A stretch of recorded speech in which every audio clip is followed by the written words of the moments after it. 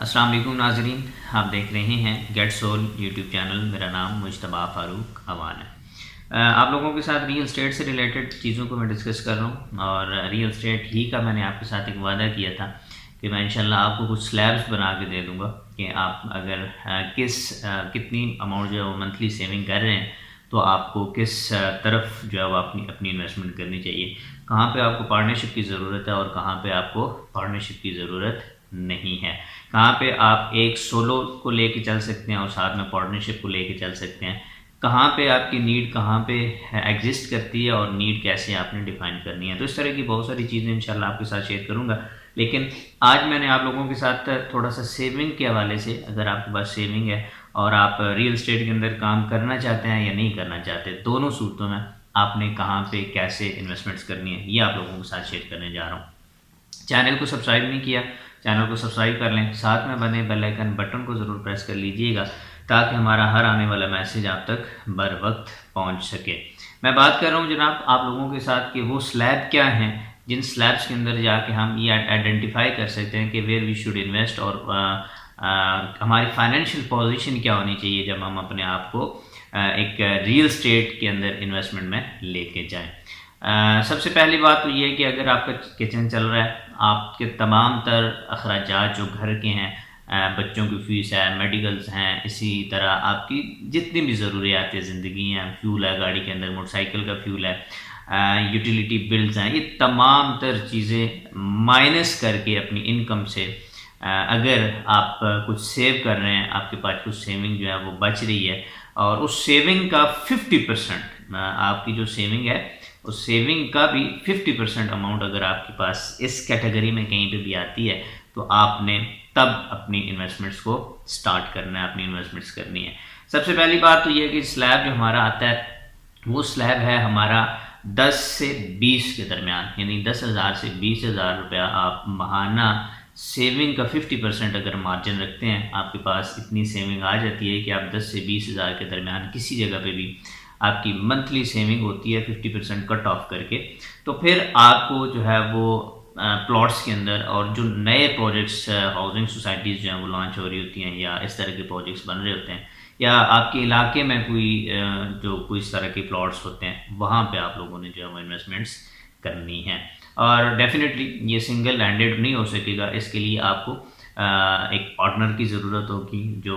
जिसके साथ मिल के आप वो जो एक्सपेंसेस हैं उनको मीट कर सकें। एक्सपेंसेस क्या होते हैं इसके अंदर रियल एस्टेट के अंदर? सबसे पहले तो अगर रजिस्टर इंतकाल वाली ज़मीन है तो ज़मीन लेनी है और डेफिनेटली जब आप ऑन इंस्टॉलमेंट जाएंगे तो वो कभी भी आपको रजिस्टर इंतकाल नहीं मिलेगा। तो इनिशियली आपका एक एग्रीमेंट होता है, एग्रीमेंट के ऊपर जो कॉस्ट आ रही होती है ताकि वो कर लें, आप डाउन पेमेंट दे लें और आपस में जो आपका एक पार्टनर है जिसके साथ आप मिल के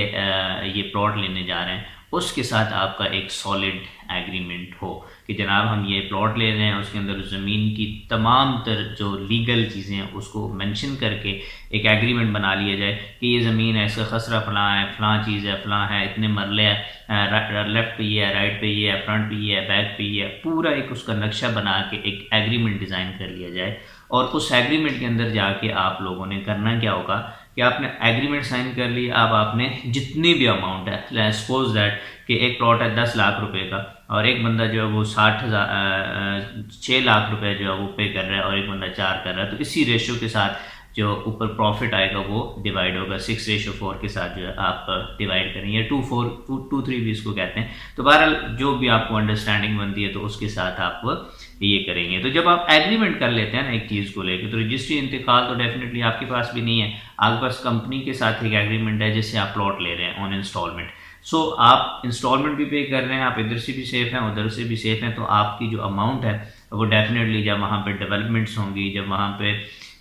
प्लॉट आगे बढ़ेंगे,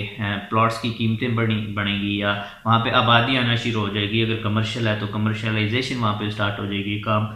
वहाँ पे स्टार्ट हो जाएंगे, तो आपकी प्लॉट की वैल्यू जो है वो आगे बढ़ती जाएगी। इसी दौरान अगर किसी को ज़रूरत पड़ जाती है किसी चीज़ की, तो ताकि आप एक दूसरे के साथ वो शेयर्स भी ले दे सकें। तो ये एक साइलेंट पार्टनरशिप होती है जिसके ऊपर आपको जो है वो काम वन टाइम करना पड़ता है, आपको नहीं करना पड़ता। लेकिन ये ब्रैकेट वो है कि आप अगर माहाना 10 से 20 हज़ार के दरमियान किसी जगह पे भी कोई भी सेविंग कर रहे हैं, और ये वो सेविंग है जो आपकी टोटल सेविंग का 50% अमाउंट है, तो आपको किसी भी प्लॉट्स की शक्ल में रियल एस्टेट के अंदर जाना चाहिए, और वो आपके एसेट्स होते हैं जो आपको फ्यूचर में इंशाल्लाह काम आएगा। लेकिन यहाँ पे पार्टनरशिप जो है वो बड़ी ज़रूरी होती है। जब आप पार्टनरशिप करते हैं तो फिर ही डेफिनेटली आप आगे बढ़ पाते हैं। अमीरों का ये उसूल है कि वो अगर आगे बढ़ना चाहते हैं तो वो पार्टनरशिप्स कर लेते हैं। वो काम अकेले अगर नहीं कर सकते तो वो दूसरा इन्वेस्टर, दूसरा बड़ा बंदा साथ मिलाते हैं और उस काम को वो कर गुजरते हैं। तो यही उनकी कामयाबी का एक बेसिक प्रिंसिपल भी है और की भी है। उसके बाद जनाब, अगर आप 20 से 40 के दरमियान की अमाउंट जो है वो आप बचा रहे हैं, स्लैब 2 की मैं बात कर रहा हूँ, 20 से 40 के अमाउंट जो है वो आप सेव कर रहे हैं मंथली, और ये भी वो अमाउंट है जो आपकी टोटल सेविंग का 50% है,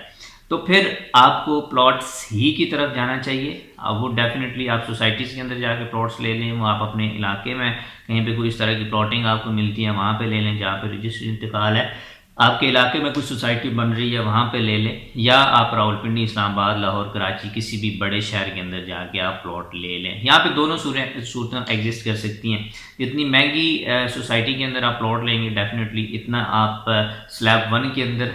चले जाएंगे। तो जितनी आप जो है वो एक सस्ती सोसाइटी के अंदर लेंगे, और या न्यूली जो है वो लॉन्चिंग या अनाउंस होने वाली सोसाइटी के अंदर आप इन्वेस्टमेंट करेंगे, तो वहाँ पे आपका जो एक लेवल होगा वो अलग होगा। तो यहाँ पे दोनों सूरतें एग्जिस्ट करती हैं। डिपेंड करता है कि आप इन्वेस्टमेंट कर कहाँ पे रहे हैं। जहाँ पे कर रहे हैं वहाँ पे इंस्टॉलमेंट क्या बन रही है, वहाँ पे डाउन पेमेंट क्या बन रही है। तो अगर किसी ऐसी सोसाइटी के अंदर जाके आप इन्वेस्टमेंट कर रहे हैं कि जहाँ पे 40 से 60 हज़ार, सॉरी 20 से 40 हज़ार के दरमियान कहीं पे भी अमाउंट जो है वो आपकी बनती है, उसमें इंस्टॉलमेंट में बनती है, तो फिर आपको सोलो जो है वो प्लॉट्स के अंदर solo investment, real estate investment जाना चाहिए। लेकिन अगर आप ये समझते हैं, या वहाँ पे जहाँ पे आप इन्वेस्टमेंट करना चाहते हैं, आप सारे ट्रस्ट जो है वहाँ पे बिल्टअप हो चुके हैं और आप इन्वेस्टमेंट करना चाहते हैं, लेकिन आप अकेले में नहीं कर सकते, सो आपने क्या करना है, आपने फिर यहाँ पे अपने साथ कोई दूसरा पार्टनर मिला लेना है, और सिमिलर वही एग्रीमेंट जो आपने सोसाइटी से लेना है अपने एग्रीमेंट के साथ उसको भी अटैच कर देना है, टेस्ट कर देना है, ताकि कल बवक्त ज़रूरत वो सारी चीज़ें काम आ सके। लेकिन एक काम ज़रूर करना है कि जब आप पार्टनरशिप करते हैं ना, हम लोग पाकिस्तानी एक बहुत बड़ी गलती करते हैं, वो ये करते हैं कि यार हम एग्रीमेंट्स नहीं करते। हम ये कहते हैं ठीक है यार, चाचू का बेटा है उसने क्या करना है, मामू का बेटा है उसने क्या करना है, या हमारे दिल में अभी कोई कुदूरत नहीं है। लेकिन वक्त गुजरने के साथ साथ हालात बदलते चले जाते हैं, तो ताकि जब आप चीज़ों को वाइंड अप कर रहे हो ना, तो वो एंड पॉइंट भी आपके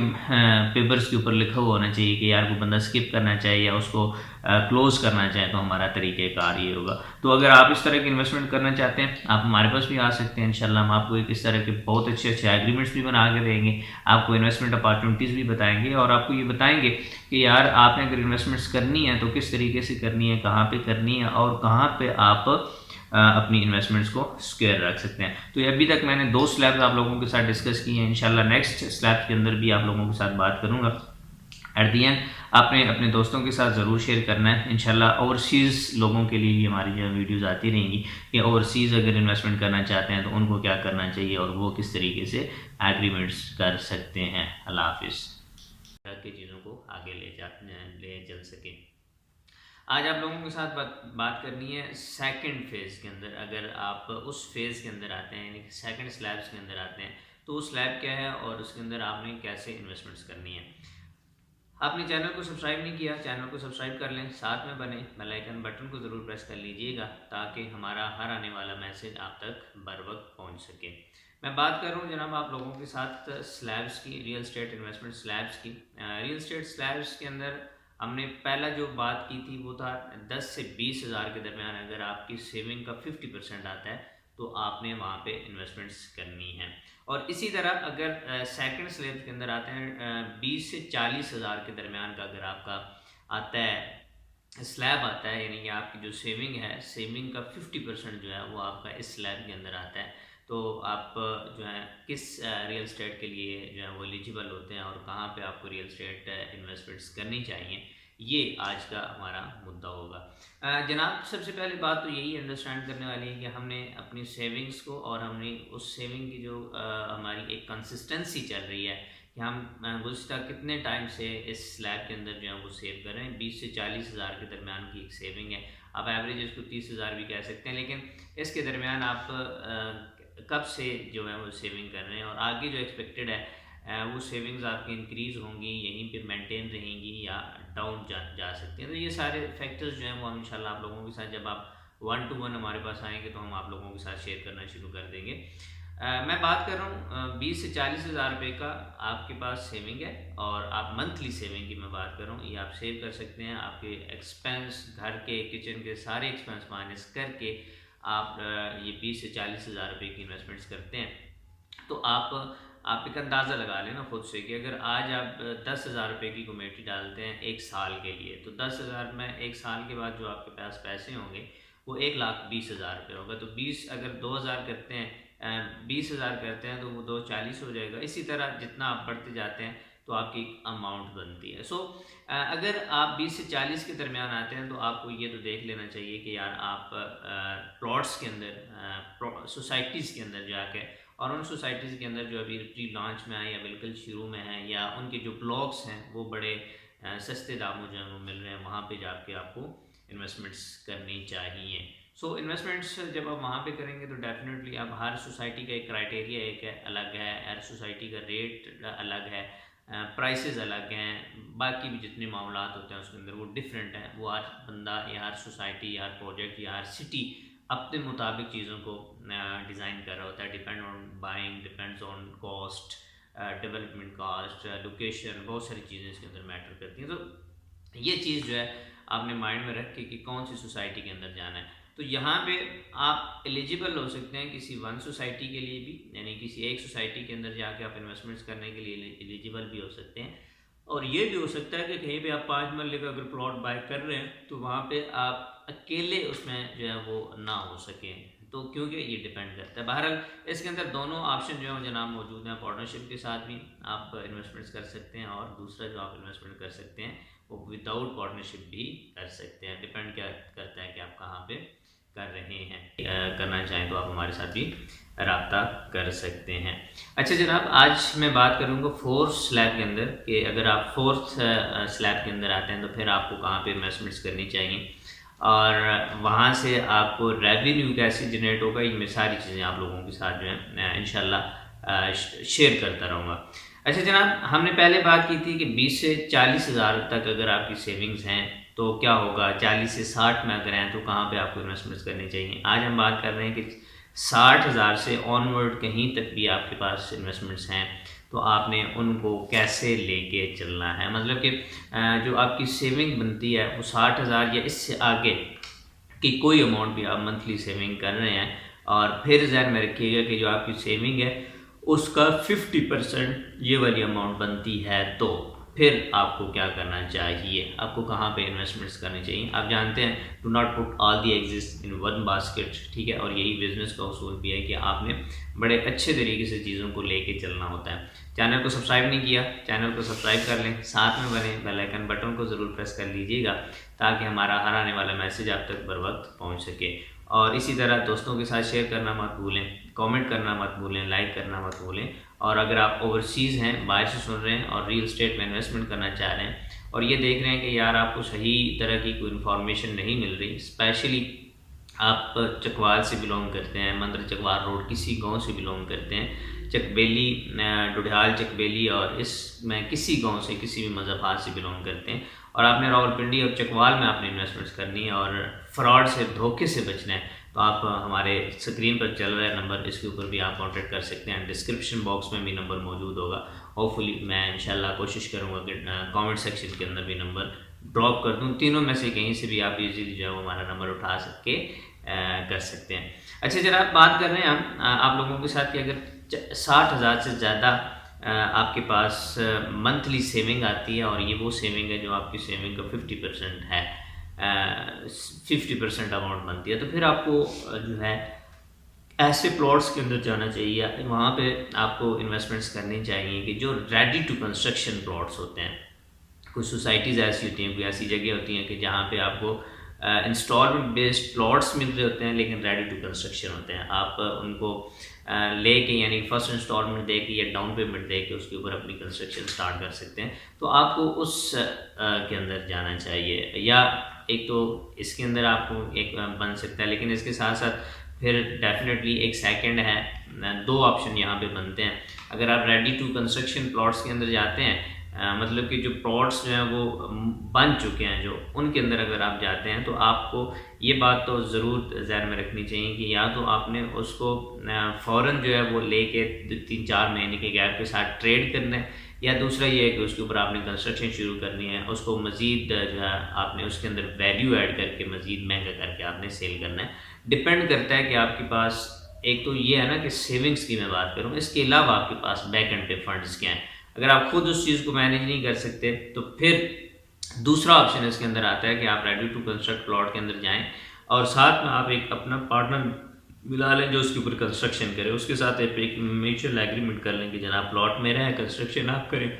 सेल करेंगे तो हम इसके मुताबिक इसको आइडेंटिफाई कर लेंगे, हमारा जो प्रॉफिट शेयरिंग होगी वो ये होगी। दूसरा तो ये था। और तीसरा, अगर आप इस तरह का को करना चाह रहे हैं और मतलब कि आप की जो सेविंग है मोर देन 60,000 है, पर मंथ की मैं बात करूं, पर एनम की बात मैं नहीं कर रहा, मतलब कि साल की आप 10 लाख रुपए जो सेव कर रहे हैं 50% का जो है, तो आपको फिर जाना चाहिए हाई राइज के अंदर। ये आपके पास तीसरा ऑप्शन होता है। अब हाई राइज के अंदर भी मुख्तलिफ ऑप्शन होते हैं, कभी आप अपार्टमेंट्स में जा रहे हैं, स्टूडियोज़ होते हैं, कमर्शियल शॉप्स होती हैं, फिर उसके अंदर फ्लोर्स बहुत ज़्यादा मैटर कर रहे होते हैं। इसी तरह अगर होटल्स आ रहे हैं तो होटल सूट्स भी बहुत ज़्यादा मैटर कर रहे होते हैं, मीन ओपन स्पेसेस भी जो है वहाँ पे बिक रही होती है, तो और भी इस तरह की बहुत सारी चीज़ें होती हैं। सो अगर आप इस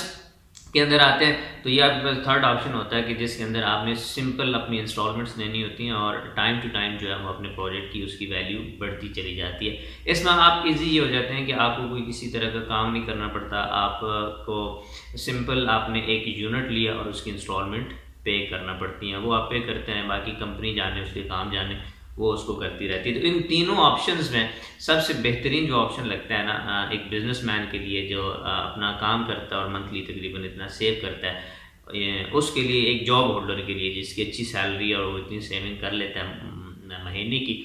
तो उसको हाई राइज के अंदर जाना चाहिए। हाई राइज के प्रोजेक्ट्स के अंदर जाके इन्वेस्टमेंट्स करनी चाहिए, वहाँ पे अपार्टमेंट्स ले लेनी चाहिए, शॉप्स ले लेनी चाहिए, और उनको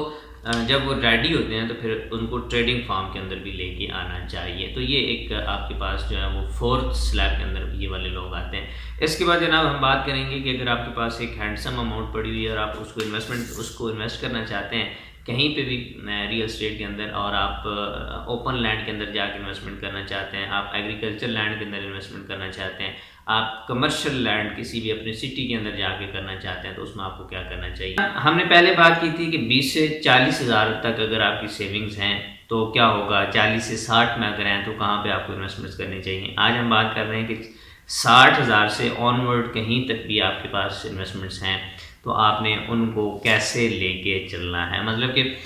जो आपकी सेविंग बनती है वो 60,000 या इससे आगे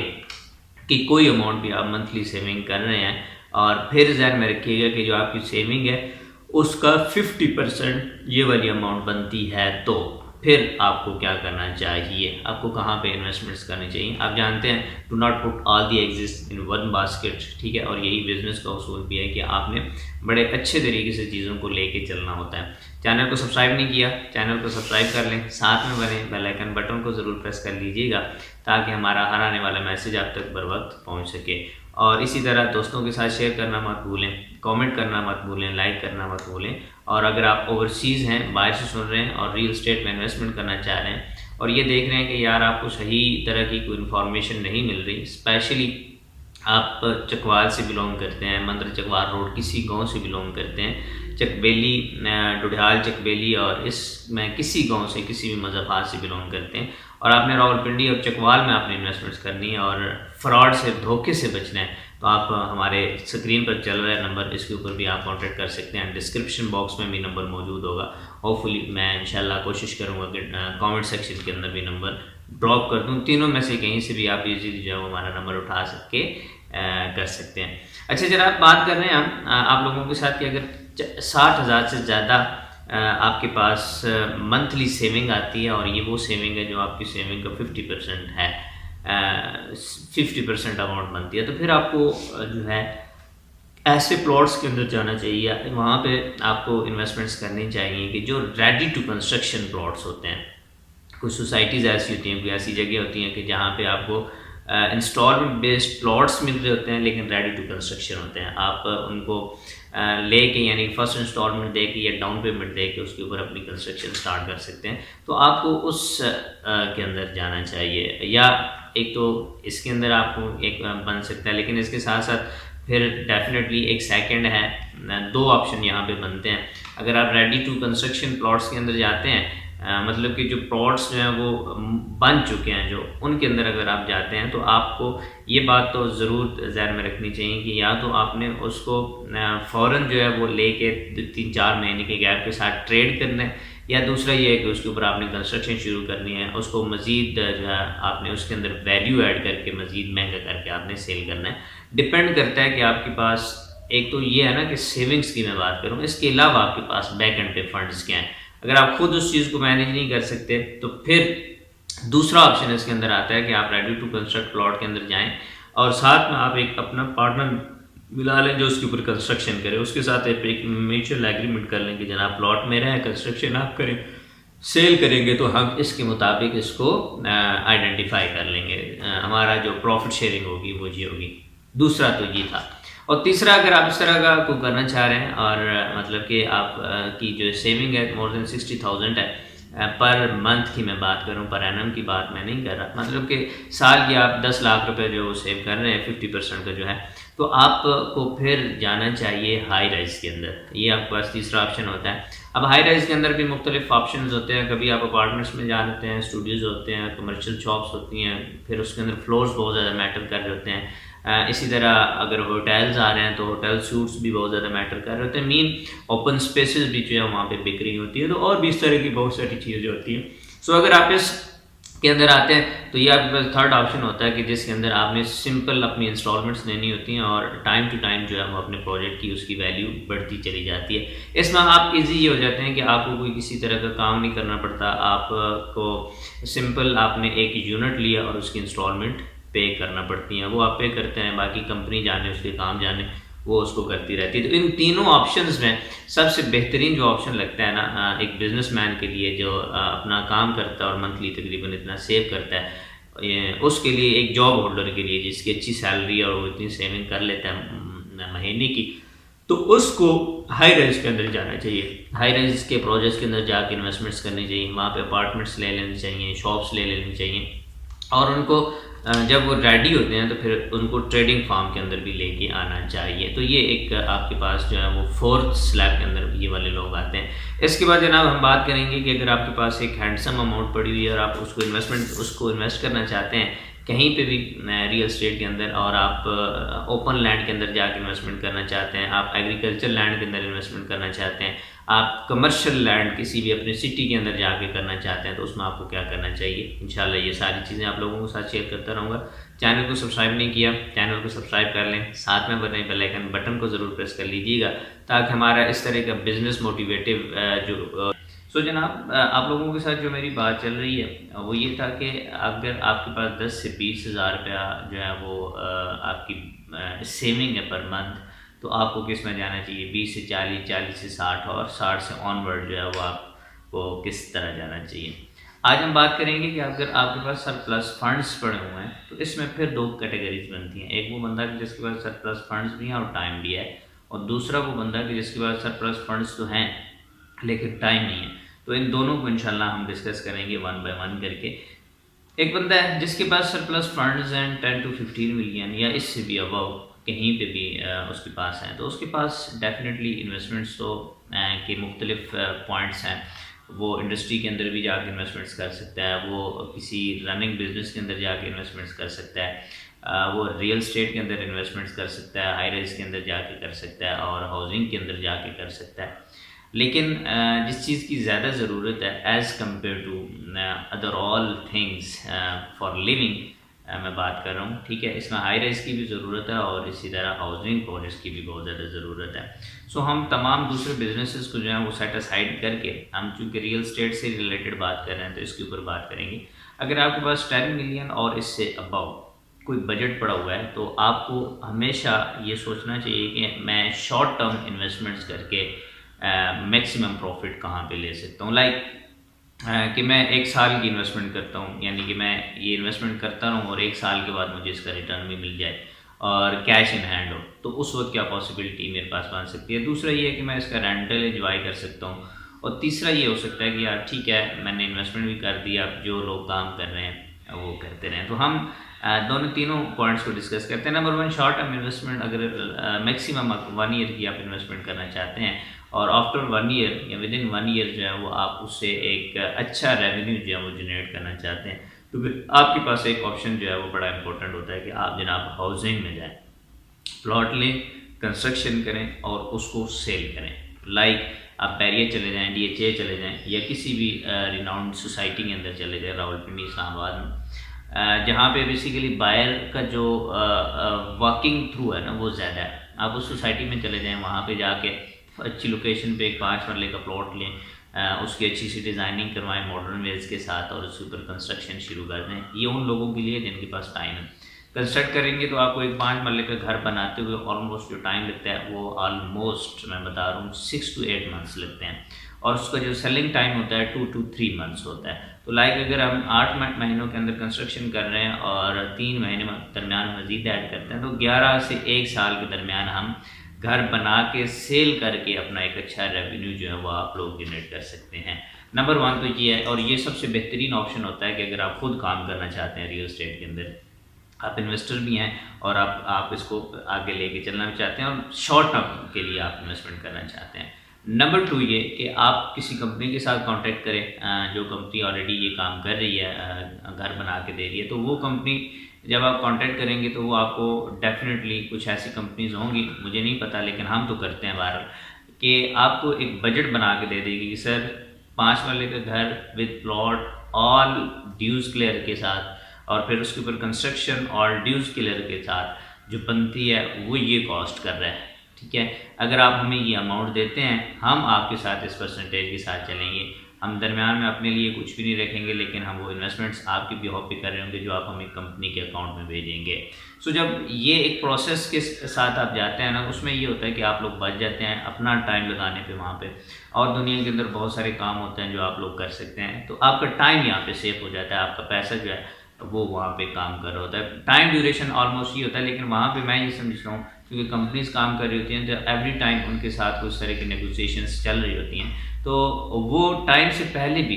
उस चीज़ को सेल कर सकते हैं। वो ड्यूरेशन 12 से 10 महीने का भी हो सकता है। तो डेफिनेटली जब ड्यूरेशन कम होगा तो वो टाइम का एक बेनिफिट भी आप लोगों को आ रहा होगा। ये दूसरा ऑप्शन होता है। तीसरा ये होता है कि अगर आप रेंटल एंजॉय करना चाहते हैं तो 10 से 15 मिलियन के राउंड अबाउट अगर आपके पास अमाउंट है तो 2 ऑप्शन हो सकते हैं, आईरेस के अंदर चले जाएँ या फिर होम्स के अंदर चले जाएँ, हाउसिंग के अंदर चले जाएँ। ये आपने कैसे करना है, आपके पास 10 to 15 मिलियन रुपीज़ पड़े हुए हैं और वो एक सरप्लस फंड है जिसको आप अगर यूटिलाइज भी करें तो आपकी जो करंट लाइफ है या जो आपका लाइफस्टाइल है उसके ऊपर कोई इम्पैक्ट आने वाला नहीं है। तो उस सूरत में हमने पहले पार्ट के अंदर बात की थी कि आपको जो है वो प्लॉट लेके उसके ऊपर कंस्ट्रक्शन करनी चाहिए, किसी ऐसी चीज़ के यानी किसी ऐसी कंपनी के साथ आपको कॉन्ट्रैक्ट साइन कर लेना चाहिए जो खुद ये काम कर रही हो, आपने जस्ट उनको इन्वेस्टमेंट देनी हो। तो ये तो 2 पॉसिबल थे। उसके बाद 2 मज़ीद पॉसिबल चीज़ों के ऊपर मैंने बिल्कुल एंड पे आपसे बात की थी, क्या हम इसका दूसरा वे भी दे सकते हैं कि हम हाई राइज के अंदर जा सकते हैं जो कदरे एक लॉन्ग टर्म इन्वेस्टमेंट होती है लेकिन एक अच्छा इन्वेस्टमेंट पैकेज होता है, तो उसके अंदर हम जाके क्या कुछ कर सकते हैं। जनाब अगर मेरे पास 10 to 15 मिलियन रुपीज़ का एक सरप्लस फंड पड़ा हुआ है तो उसको हम हाई राइज के अंदर जाके इन्वेस्टमेंट्स कर सकते हैं। हाई राइज कोई भी कंपनी बना रही होती है, कमर्शियल प्रोजेक्ट्स होते हैं, बेसिकली रेजिडेंशियल प्रोजेक्ट होते हैं, कमर्शियल प्लस रेजिडेंशियल प्रोजेक्ट्स होते हैं जिसके अंदर आपके होटल्स आ रहे होते हैं, जिसके अंदर आपके मुख्तलिफ ब्रांड्स आ रहे होते हैं, मुख्तलिफ इस तरह की चीज़ें जो है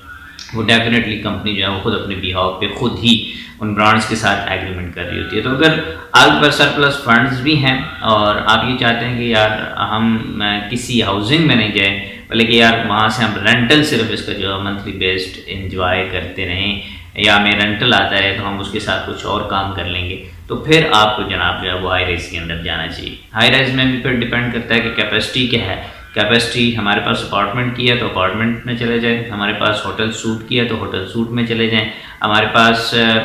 ओपन स्पेस की है तो हम ओपन स्पेस के अंदर चले जाएं, या हमारे पास शॉप की है, कमर्शियल की है, लोअर ग्राउंड पे है, ग्राउंड पे है, या फर्स्ट फ्लोर पे है, एटसेट्रा, जहाँ जहाँ पर जो जो अवेलेबिलिटी है हम वहाँ पे चले जाएं। तो ये डिपेंड करता है बेसिकली कि आप उस वक्त क्या डिसीजन लेते हैं। बहरहाल आप हाई राइज के अंदर जाके एक गुड रेंटल जो है ना वहाँ से एंजॉय कर सकते हैं। उसके साथ साथ जनाब ये भी हो सकता है कि आप वही शॉर्ट टर्म इन्वेस्टमेंट करें और उसको सेल ना करें, बल्कि वो एक एसेट बना के अपने पास रख लें और उसका रेंटल, मतलब घर का, मैं ये बात कर रहा हूँ घर की, कि आप जो शॉर्ट टर्म आपने इन्वेस्टमेंट की होती है घर के अंदर, तो उसको आप सेल ना करें, बल्कि आप उस वो जो आपके पास घर है उसको आप रेंट पे दे के जो है उसका रेंटल एंजॉय करते रहें, और वहाँ से मज़ीद भी आप एसेट्स बना सकते हैं। किस तरह बनने हैं वो डेफिनेटली आप हमारे पास ऑफिस आएंगे, इंशाल्लाह हम आप लोगों के साथ इस तरह की मज़ीद जितनी भी डिटेल्स होंगी वो आप लोगों के साथ शेयर कर देंगे। एट दी एंड जनाब हम रियल एस्टेट की सर्विसेज चकवाल में प्रोवाइड कर रहे हैं। वो हाफिज सिटी प्रोजेक्ट है, रवा चकबेली रोड के ऊपर, उसकी बुकिंग कर रहे हैं। इसी तरह गेट सोल कंपनी जो है वो आपको डिजिटल मार्केटिंग की सर्विसेज प्रोवाइड करती है, इवेंट मैनेजमेंट की सर्विसेज प्रोवाइड करती है। और चकवाल में, आप चकवाल से बाहर बैरियर टाउन इस्लामाबाद के अंदर, रावलपिंडी के अंदर हम कंस्ट्रक्शन सर्विसेज भी आप लोगों को प्रोवाइड करते हैं। अपना टाइम नहीं दे सकते, पैसे पड़े हुए हैं, सरप्लस फंड्स हैं, और अगर हम उनको यूटिलाइज करें तो कर सकते हैं। हमारे लाइफस्टाइल के ऊपर कोई मसला, जो कोई प्रॉब्लम नहीं आती, तो हमें क्या करना चाहिए। तो आइए जनाब मैं आप लोगों के साथ यही चीज़ जो है वो डिस्कस करने जा रहा हूँ। बड़ी इंपॉर्टेंट सी चीज़ है, और अगर आप इन तमाम तर चीज़ों के ऊपर अमल कर लें, या अगर आपको मज़ीद कंसल्टेंसी चाहिए हो तो हमारे ऑफिस आ जाएँ, तो इंशाल्लाह एज सुन एज़ पॉसिबल आपकी लाइफ जो है ना वो बहुत ज़्यादा चेंज हो जाएगी, और आप एक इंडस्ट्री के अंदर इन्वॉल्व हो चुके होंगे, आपको उस इंडस्ट्री की हौर हो जाए वो ज़रूर हो जाएगी। चैनल को सब्सक्राइब नहीं किया, चैनल को सब्सक्राइब कर लें, साथ में बने बेल आइकन बटन को ज़रूर प्रेस कर लीजिएगा, ताकि हमारा हर आने वाला मैसेज आप तक बर वक्त पहुँचता रहे। अच्छा जनाब, अगर आपके पास 15 मिलियन या इससे अबव की रकम जो है वो पड़ी हुई है, लेकिन वो बैंक के अंदर पड़ी है, सरप्लस पड़ी हुई है, तो आपने उस रकम को अगर रियल एस्टेट में यूटिलाइज़ करना है तो उसके कौन कौन से तरीक़ेकार हो सकते हैं। बहुत सारे तरीक़ेकार हैं। नंबर 1 तो ये है कि आप इन्वेस्टमेंट कर दें किसी भी हाई रिस्क के अंदर। आप जैसे वो प्रोजेक्ट जो है एक रिनाउंड कंपनी देखें, वो डेफिनेटली अगर आप हमें कहेंगे तो हम आपकी बिहाव पे देख लेंगे। रिनाउंड कंपनी देखें, ये आपको उस पर यकीन हो कि वो प्रोजेक्ट डिलीवर करेगा। जितनी भी लीगैलिटीज़ देखनी होती हैं किसी भी प्रोजेक्ट की, उसको देखने के बाद आप उस प्रोजेक्ट के बिल्कुल at the very initial stage के ऊपर जाके उनके साथ इन्वेस्टमेंट कर लें। लाइक अगर एक प्रोजेक्ट शुरू होता है हाई रिस्क है और वो 12, 15, 16 कनाल के ऊपर है, तो प्रोजेक्ट जब प्री लॉन्च के अंदर होता है तो उसके रेट्स